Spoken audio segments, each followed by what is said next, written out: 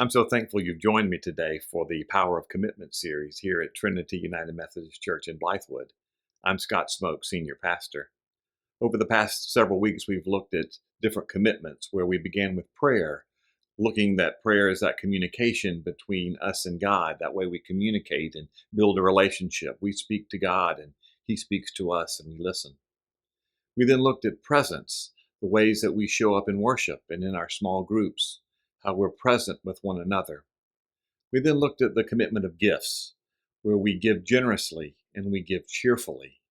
We earn all we can, we save all we can, and we give all we can. We give at the intersection of generosity and joy. This week, we're going to look at the commitment of service. So let's go to the book of Romans and see what Paul says. Romans 12, 4 through 7. For as in one body we have many members, and the members do not all have the same function, so we, though many, are one body in Christ, and individually members of one another. Having gifts that differ according to the grace given to us, let us use them. If prophecy in proportion to our faith, if service in our serving, the one who teaches in his teaching. God has given us gifts. We all have gifts.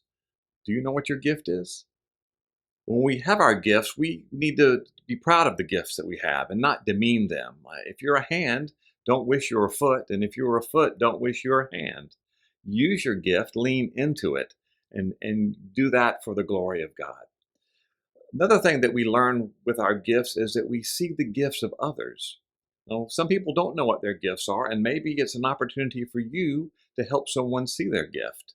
And maybe that person working alongside you, your gifts actually work together for the glory of God. And then there's the church. We can all be unified, even though we might have different ideals, we might have different values, we might have different understandings. We still can be one in Christ Jesus. Here at Trinity, we have a church covenant, and it's important to us. It's what we have covenanted between us, one another, and us and God. And this week, I have a line that I want to read to you. Trinity will be fully engaged in our ministry areas and the life of the whole congregation. Here at Trinity, we want to be fully engaged, using our gifts, whatever they may be. Some of us have the gift of teaching. Some of us have the gift of prayer. Some of us have the gift of hospitality. Whatever that is, we want to be fully engaged in all of our activities so that God is glorified both here at Trinity and around the world. Trinity is a place where we connect and grow and serve. We connect with God and one another so that we might grow into who God has called us to be, so we might serve boldly with love and grace.